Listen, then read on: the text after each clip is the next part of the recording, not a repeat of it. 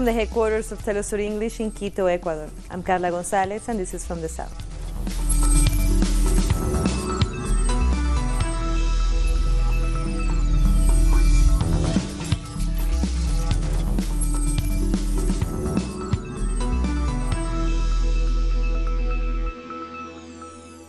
Social organizations say Colombia is going through a humanitarian crisis, with a war between paramilitary groups and drug traffickers forcing people to flee.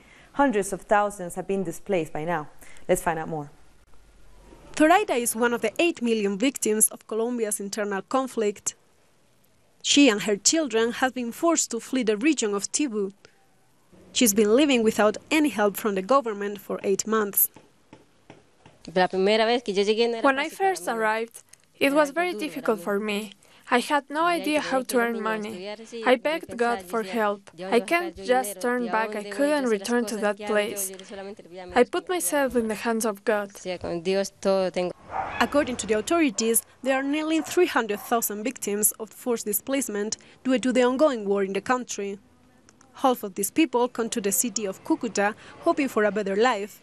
But the reality is very different. They come here and are given some basic goods as a one-off. They should be helped for at least 3 months.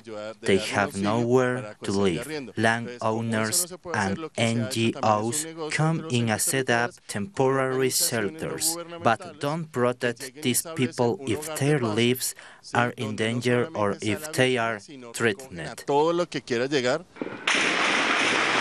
And there seems to be no end in sight. In just 2 months, just under 300 people fled the armed conflict between paramilitaries and former guerrillas. There's a big unemployment issue, and violence has not stopped at all. There's a lot of people being displaced due to violence, poverty, unemployment, lack of opportunities, lack of government help. So people flee to the cities, but they go hungry, with no shelter, so they are forced to once again return to the war zones. Despite this homegrown humanitarian crisis, the Colombian government, rather than concentrating its efforts on resolving the situation, decided to amass close to 400 tons of food to send to Venezuela. Meanwhile, their own people starve or are driven to poverty. Over 1,200 families have been forcibly evicted by the police from the city of Luque in Paraguay. The families were living in settlements built on public land before the authorities forced them out and burnt down their homes. Just over 40 men, women and children have reportedly been detained, and 20 people were left injured. According to Paraguay's housing ministry, the country has a housing deficit of 1 million homes. As International Women's Day draws near, let's take a look at some stories that reflect the importance of this day. Some of the most successful female sports stars have spoken about the role of women in sports. Women at the very top of their disciplines, such as tennis, athletics, and hurling, shared their experiences of the world of sports. They also talked about women who inspire them and how meaningful it is to have female athletes as role models. From the current stars, I would have to say obviously Serena Williams. What she has done in my sport is really truly amazing, both together with her sister Venus, and also just how they were able to keep that sisterly bond and compete at the biggest stages of the sport. That to me is just amazing. Paralympic movement still has huge opportunities to grow. There's more equality now in terms of the number of women's events, and we're seeing incredible performances. Where we still have more to do is more women in coaching roles, more disabled women, more disabled people in coaching roles, in admin roles, sitting on the highest levels of committees, really being part of the decision-making process. We need more female journalists, more, just more to be truly equal. Now let's move to Hungary, where on the outskirts of Budapest, a Romani woman has set up the first and only Romani fashion studio. The store's founder hopes to inspire Romani people and blaze a trail for Roma integration in society. Another of her goals is to encourage women to start their own businesses. The store caters to a wide clientele, spreading motifs particular to Roma culture. In most cases, Roma appear in a very pejorative role in the media. There are very few positive examples. So I thought people need positive and true role models, not just for the majority in society, but also for Roma people themselves. There's a street market in Turkey being run exclusively by women, and men are only allowed there as shoppers.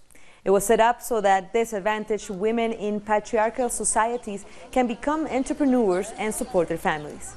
Every day, the market goes to different neighborhoods around the city of Diyarbakir. We work at the market for our economic freedom. That way we can bring money in and we can easily spend on our children. Of course, it is not an easy thing. Maintaining this market is difficult, but we are able to succeed. It was difficult before, but it's better now. I think women should express themselves. There can't be life without women. Every load is on a woman's shoulder. It's really heavy on them. However, we still feel like we depend on men, but we do not have to. Meanwhile, the flower industry has reached its peak in Russia. As March 8 is a national holiday, flower vendors say that on the day before, they earn 15 times more than during a regular week. Meanwhile, authorities have said they will crack down on unlicensed flower vendors. I believe it's a very bright, much-needed and beautiful holiday. There are so many flowers being bought. I'm very happy that women are so respected in Russia. There are more customers on International Women's Day than on any other day, by around 20%. And aspiring ballerinas from the Russian Ballet Academy in Pretoria, South Africa, have received training from the Royal Moscow Ballet. The training sessions offered young girls an opportunity to learn a number of techniques with world-renowned dancers. This program provides free ballet lessons to 26 girls between 10 and 12 years old and empowers women and girls through arts and cultural education. A women's organization in Argentina is knitting the largest flag in the world to protest against femicides. Tejiendo Feminismos is knitting small squares with the names of murdered women. Later, they will assemble the squares to make one larger flag to display at the National Meeting of Women in October.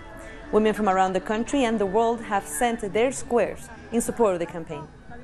Through the knitting, we can weave everything we want to say, things that some of us can't say in words. It's in memory of the girls that are no longer here. Well, this is something I can do. It's something that demonstrates our fight. We are claiming our rights. We are demanding that they do not kill us anymore. And the Mexican government has launched a new plan to prevent violence against women. President Andrés Manuel López Obrador, along with other government officials, announced a series of measures based on the coordination of the 3 levels of government. The plan seeks to take into account international recommendations, identify risk zones, as well as establishing permanent prevention campaigns. Gender violence affects 6 out of 10 Mexican women. And sexual violence and discrimination against women remains a heated topic in Mauritania, as women's groups continue to fight an uphill battle to see tougher penalties applied. The religiously conservative parliament, which probes bills for their adherence to the Sharia law, has twice rejected their submissions. Even the executive power has stepped in and withdrawn the bill from discussion. This despite the efforts of activists to craft text that falls within the confines of Sharia law. Still, women groups continue to advocate for their voices to be heard and for the protection of their rights. We need this law because we know that violence against women is skyrocketing. Women clearly need this protection. No matter how tolerant our society is with regard to women, they are still considered as lesser in many regards, in mindsets and in many practices. And finally, one day ahead of the International Women's Day, women in Spain are calling for a strike. Our correspondent in Madrid, Adriana Cardoso, has more details. Just few hours remain before the start of the strike for International Women's Day. In Spain, Spanish feminist organizations have been organizing the day's activities for months. They have called for mobilizations in all Spanish provinces. In Madrid, those mobilizations will begin at midnight. Later at noon, on Friday, there are other events planned, such as the reading of the Feminist Manifesto in universities and public squares.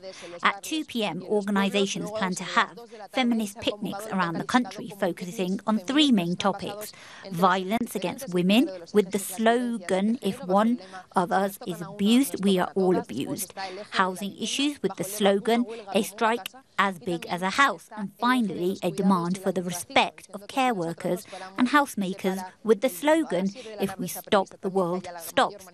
But the day's biggest demonstration is set for 7 p.m. in Madrid. Hundreds of thousands of people are expected to join. The feminist strike of March 8 is not only a labour strike, but also a student and consumer strike.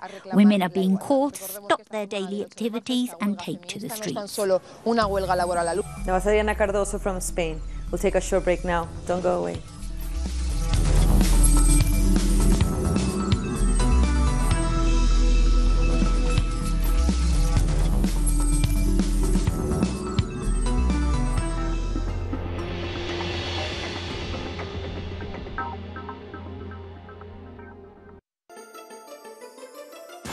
The ruling world order has always subjugated the masses. But who are the actors behind every move? What are their real interests? We analyze every move on Critical Move. Weekdays, only on Telesur.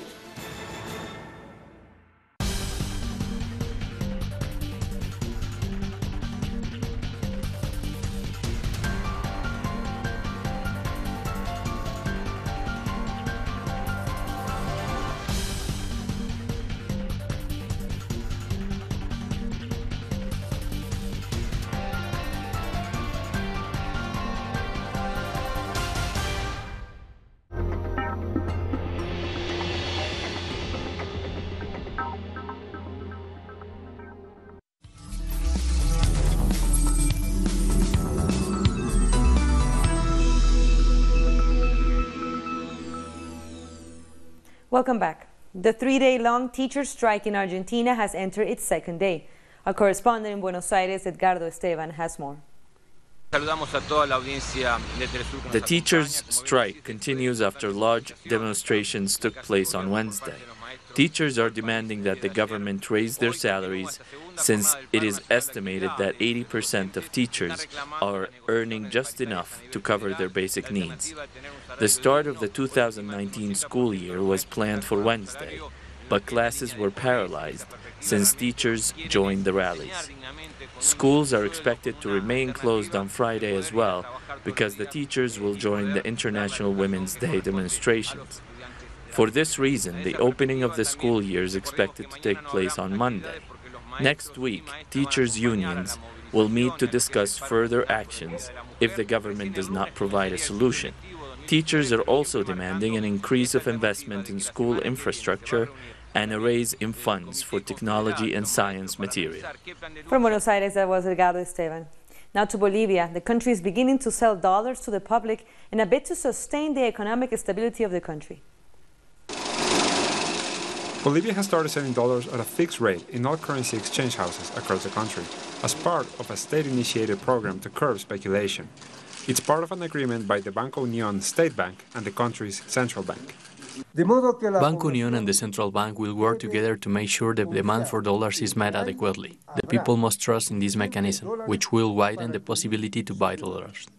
This new program comes 4 months after the country's opposition criticized the central bank's decision to stop selling dollars directly to the public, saying it was a sign that the country was going into crisis. When we compare the level of international reserves with our own gross domestic product, we are among the top 2 economies in the world. Therefore, there is nothing to worry about. But nonetheless, false information was spreading last year on social media, making people very uneasy. The Bolivian government has highlighted the country's stability as a great success. For 9 years, the exchange rate for the dollar has remained unchanged. When we go to other countries like Argentina or Brazil, there is a big problem with getting dollars, and the exchange rate fluctuates all the time. With no set rate, we don't have those issues. According to official numbers, Bolivia has been among one of the most well-developed economies in America for the last 5 years. 4 people have died and 9 are wounded in a car bomb explosion in central Mogadishu, Somalia. According to police, the car was parked near a restaurant at the time of the explosion. The Al-Shabaab group has claimed responsibility. Protests are ongoing in Algeria, with citizens calling for President Abdelaziz Bouteflika not to run for re-election in the forthcoming elections. Lawyers and journalists have taken to the streets to demand Bouteflika desist from running. Protesters can be heard shouting, "A 5th term is unconstitutional and an insult to Algerians." The incumbent leader has not been seen in public since suffering a stroke back in 2013. He said in a statement that he will call for early elections if he is re-elected. A giant statue of Thomas Sankara in Burkina Faso is being taken down. The statue has been covered by a veil following controversy over the lack of similarity with Sankara, who is considered the father of Burkinabe revolution. The people who had made the statue admitted their mistake and promised to fix it. Everyone can make a mistake once, just like they made a mistake and they recognized it and asked everyone for forgiveness. I think we'll accept it, and since they said they only have 2 months to finalize the thing, we will wait, we will forgive them. The U.S. president currently faces a number of legal battles which seem to threaten his stay in the White House. Public opinion polls and the support from his own party continue to fall. President Donald Trump is facing battles on a number of fronts, while Special Counsel Robert Mueller continues to investigate the president for obstruction of justice and possible collusion with the Russian government. The Legal Commission of the House of Representatives is also set to investigate whether his administration is guilty of acts of corruption, conflict of interest, or abuse of power. We've got investigations in both houses and the Intelligence Committee. We're still working on the Intelligence Committee investigation in the Senate, and so far there's been really not much to show for it, no evidence of collusion, and our Democratic colleagues can't stand it. This is all about setting up the stage for impeachment proceedings. That's pretty clear. Setting in motion a trial against Trump is an option many lawmakers agree with. Remember, this is setting a precedent. If we don't hold impeachment proceedings today, start them today and hold him accountable to following the United States Constitution, think about that. This is not going to be the last CEO that runs for President of the United States. This is not going to be the last person that tries to get away with this. Public opinion polls have shown the majority of U.S. citizens agree Trump committed crimes before taking office. Even inside his own party, Trump is losing support. Some in the party have announced they will side with the Democrats to stop Trump's national emergency, which he's using to divert public funds for the construction of his long-promised border wall. But his cabinet members continue to insist that the border does indeed pose a national emergency. Since last year, we have been seeing 50,000 to 60,000 migrants arrive at our southern border each month.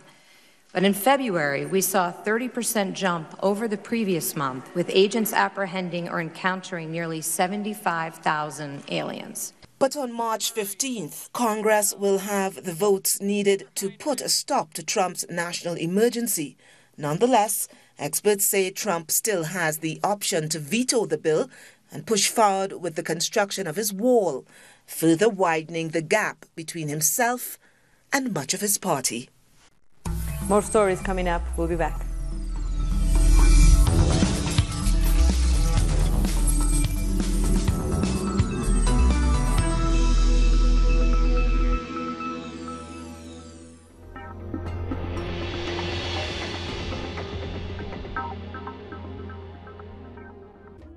An occasion to enjoy the cultural diversity that defines our South American essence. Come along to find out the story behind these personalities, traditions, and artistic expressions that unite us as a whole. Real Lives, Friday, only on Telesur.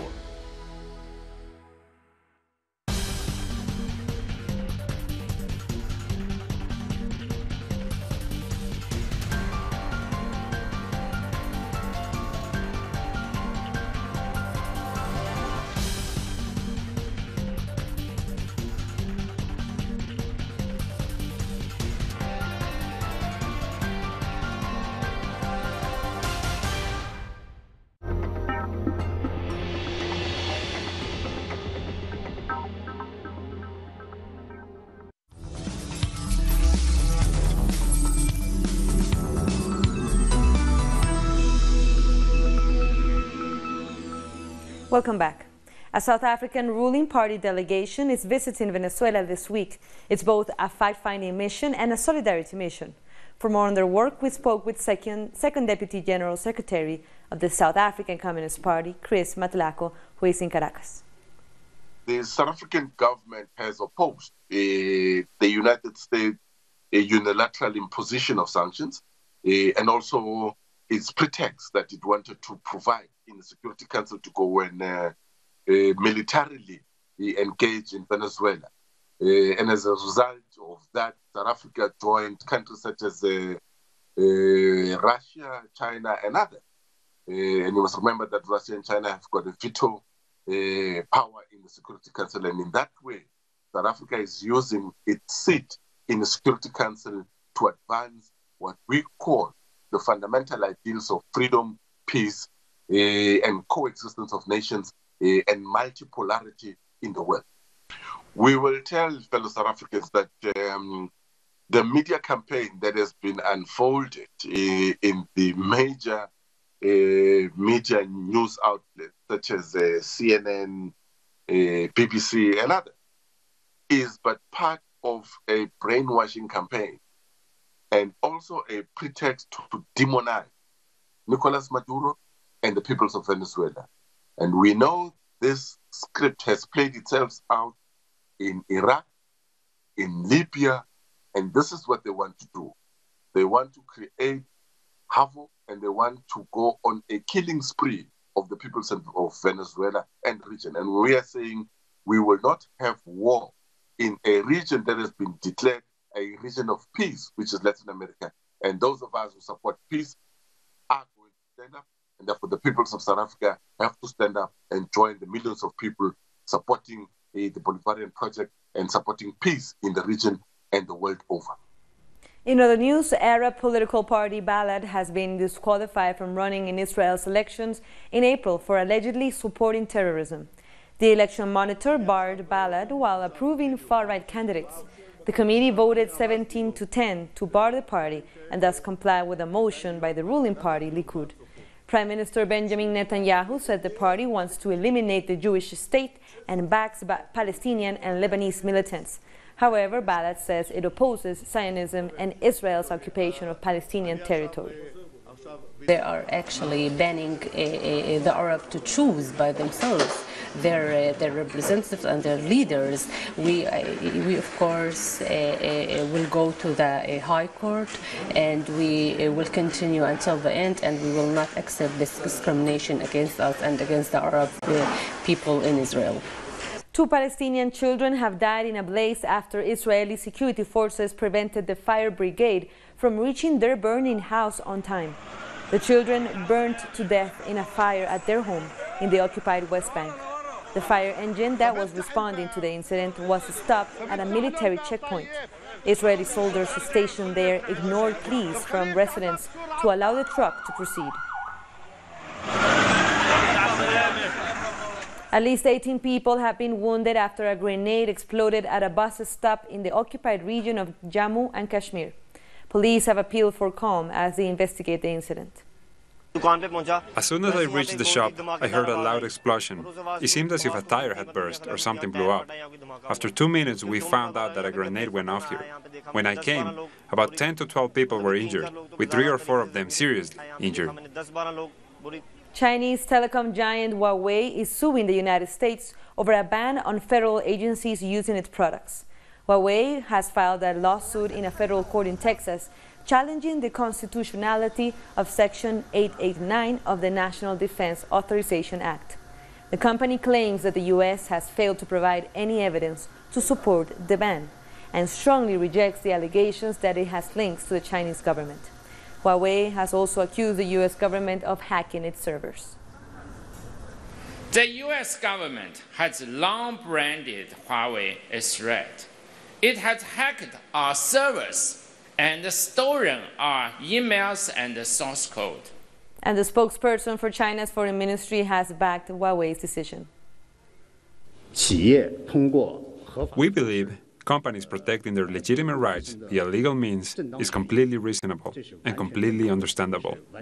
As regards to your question about whether the Chinese government may also seek legal action against the US for its actions against Chinese companies, so far I have no information on this. France has seen a fourth night of riots following the death of two teenagers who were being chased by police. Cars were set alight in protest in the city of Grenoble, where the victims lived. The 17 and 19-year-olds were crushed on a bridge as they fled from police following a yellow vest protest. The police say they were in pursuit of the teenagers because they were allegedly riding a stolen motorbike. And for our last story, when a cane corso dog named Kira went into labor, her owners got the surprise of their lives as she gave birth to 18 puppies. This was in Russia. The birth wasn't the most difficult part for the family, as they now are on their feet round the clock to feed the hungry group of youngsters. They now group feed them, as doing it one by one would take them 2 hours. The family is likely to give away the puppies, as 19 dogs is a bit too much for their flat.